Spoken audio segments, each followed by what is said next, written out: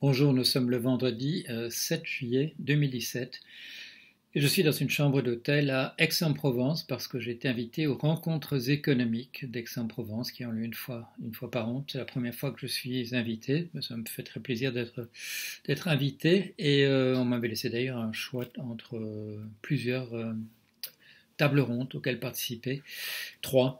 Et j'en ai choisi une dont le thème dépasse un petit peu la compétence qui m'est reconnue dans le domaine de la finance, puisque j'ai choisi un thème qui est plutôt lié à mon livre, qui s'appelle Le dernier qui s'en va éteindre la lumière, publié l'année dernière et dont j'écris non pas une suite, mais voilà des considérations sur lesquelles j'ai écrit des considérations du même ordre dans le livre qui s'appelle Qui étions-nous et dont j'espère avoir terminé la rédaction au moins à la fin de cette année-ci.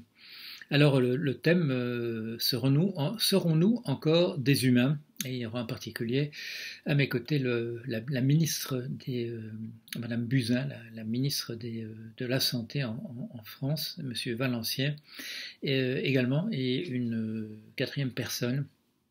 Et nous discuterons de ce sujet-là. Alors ça dépasse un petit peu l'économie, on évoquera la singularité en intelligence artificielle, on évoquera ce courant idéologique plus ou moins lié aux entreprises de la Silicon Valley et aux armées en général, qu'on appelle le transhumanisme et auquel je consacre une activité depuis le début de l'année à l'Université catholique de Lille.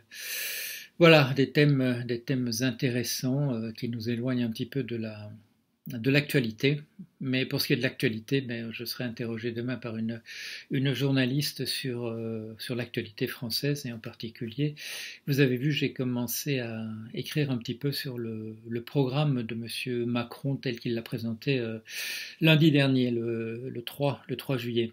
J'ai parlé d'abord du ton sur lequel il parlait et puis ce matin j'ai mis en ligne simplement, je dirais, par une réflexion très rédigée, une réflexion à chaud sur certains passages.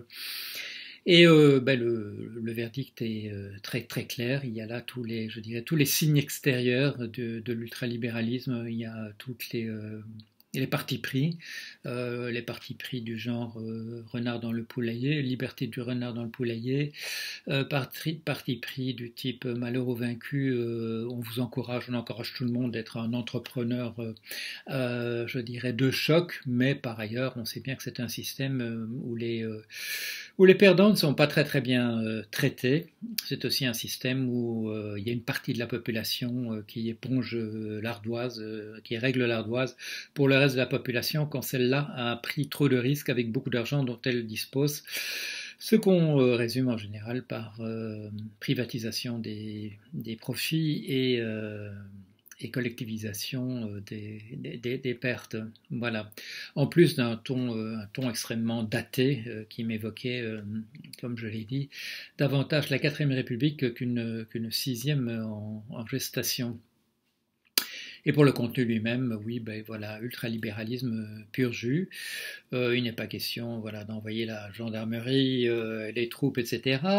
Mais dans le fond, c'est l'ultralibéralisme, c'est le prôner une aristocratie des gens qui ont de l'argent et dans un cadre de ceux qui n'y arrivent pas ou qui, pour des hasards divers, sont pas dans les circonstances qui conviennent. Ceux-là sont comment dire, on gère leur présence avant qu'eux, éventuellement. Et ça, c'est le transhumanisme quand même qui soulève cette question. Avant que, éventuellement, on décide d'employer une solution radicale, une solution finale éventuellement vis-à-vis de tous ces gens qui travaillaient et dont le travail était remplacé par celui de la machine. Je ne parle pas de ceux qui sont propriétaires de la machine parce que eux, la machine travaille pour eux. Et quand on leur dit mais il faudrait un peu taxer cette machine de la même manière qu'on taxait les gens qui travaillaient, là ils posaient au cri parce que leur but à long terme c'était l'élimination totale des gens qui se syndiquent d'une manière ou d'une autre ou qui protestent contre la manière dont on les traite.